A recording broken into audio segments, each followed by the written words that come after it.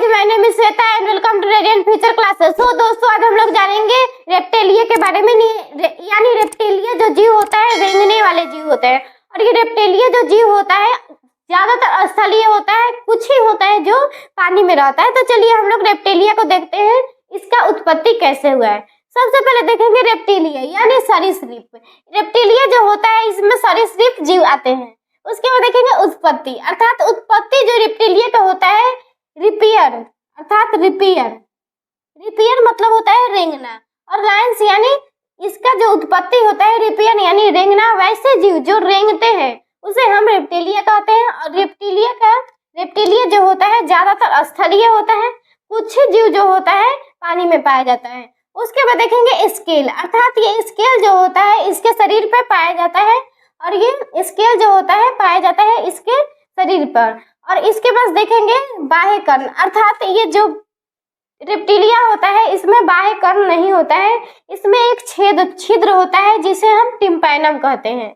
उसके बाद देखेंगे टिम्पैनम, अर्थात इसका जो कान होता है उसे हम टिम्पैनम कहते हैं, उसमें एक छिद्र होता है। इसके बाद देखेंगे एक जोड़ी पैर होता है, अर्थात ये रेप्टिलिया जो जीव होता है इसमें एक जोड़ी जो होता है पैर होता है। और वो जो पैर होता है उपास्थि का बना होता है, अस्थि का नहीं बना होता है। उसके बाद देखेंगे हृदय, अर्थात इसका जो हृदय रेप्टिलिया का होता है 3 कोष्ठकों से बना होता है।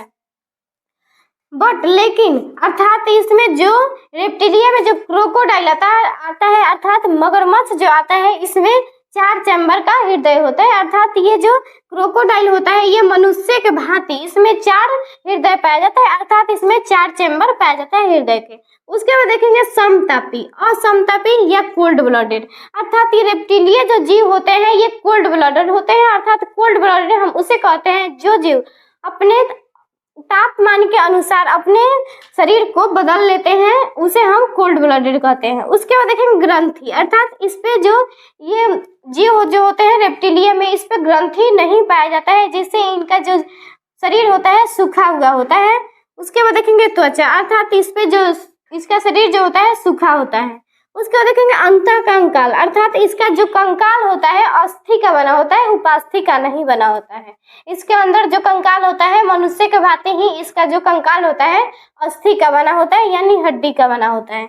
उसके बाद देखेंगे गिल्स, अर्थात इसमें जो रेप्टिलिया में जो श्वसन होता है विकास के प्रारंभिक अवस्था यानी विकास के जो प्रारंभिक अवस्था होता है उस समय जब इसका श्वसन होता है गिल्स के सहारे होता है। उसके बाद ये जो रेप्टिलिया बड़ा होते जाता है यानी वयस्क अवस्था में आ जाता है तो इसमें फेफड़ा की सहायता से श्वसन होता है यानी लंग्स के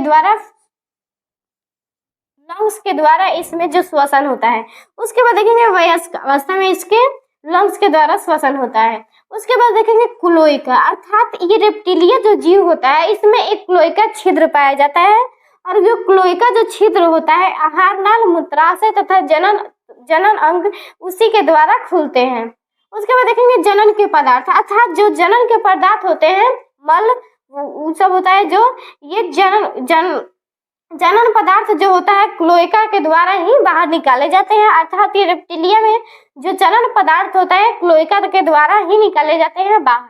उसके बाद देखेंगे निषेचन यानी फर्टिलाइजेशन। ये रेप्टिलिया जो जीव होता है इसमें आंतरिक निषेचन यानी इंटरनल फर्टिलाइजेशन होता है। और ये जो जीव होता है रेप्टिलिया ये एक अंड प्रजक होता है यानी ये अंडा देता है, उसके बाद अंडा में से ये जीव निकलता है। उसके बाद देखेंगे एग्जाम्पल, अर्थात ये इसका एग्जाम्पल रेप्टिलिया में हमारा स्नेक आ जाएगा, नज्जा यानी इसको हम नज्जा भी कहते हैं यानी नाग को।